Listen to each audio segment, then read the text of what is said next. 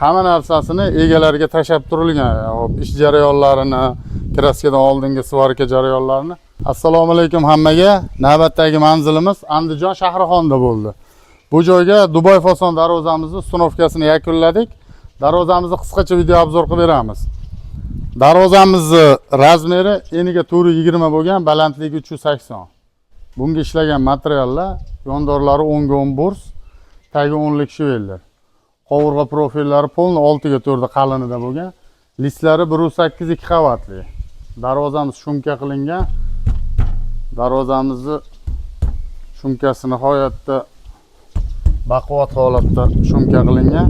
Hop, darvozamizni o'ziga yarashgan 4 ga 2 profildan soplanib qo'yib berganmiz. Hop, bu joylari nerjeveka, qora nerjevekadan foydalanilgan. Hop, kraskasiga kelsak, bu avtomobilni Devo kraska, avtomobilni lak. Kraskadan oldin bunga gruntovka sepilgan. Hamma narsasini egalariga tashab turilgan. Hop, ish jarayonlarini, kraskadan oldingi svarka jarayonlarini. Darvozamizga bu joylarda oshiq-moshiq qo'yish qo'yilganda zazor bo'ladi. Shu zazorni bekitish uchun 1.5 ga 1.5 profildan foydalanilgan.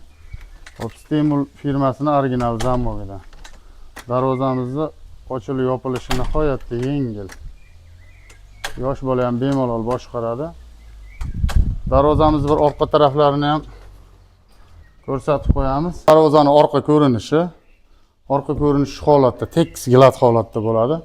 Hop, center zamok. Oshiq-moshiqlari pachimnili bo'lgan. Darvozamiz hozir katta qanotlarini ochib yopib beramiz.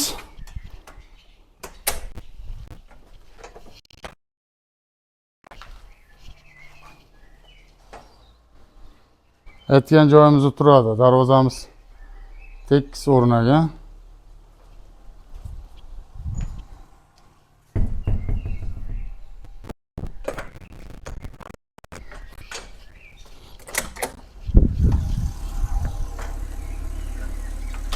Buni eni kattaligini hisobiga eshigini alohida qilib berganmiz.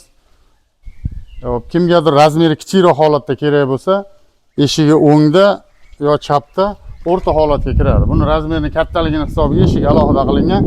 Tepasida 60 sentli ochilmaydigan tahiya qismi bor. Kimgadir uni lazerda skvoznak qilib ochiq qilib bersa bo'ladi yoki shu holatda yopiq qilib bersa bo'ladi.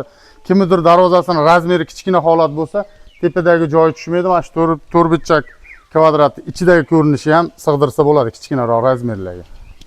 Darvozaning narxiga kelsak, 1 kvadrat metr 1.400.000 so'mdan O'zbekiston bo'ylab dastavka ustunovkasini bepul qilib beramiz.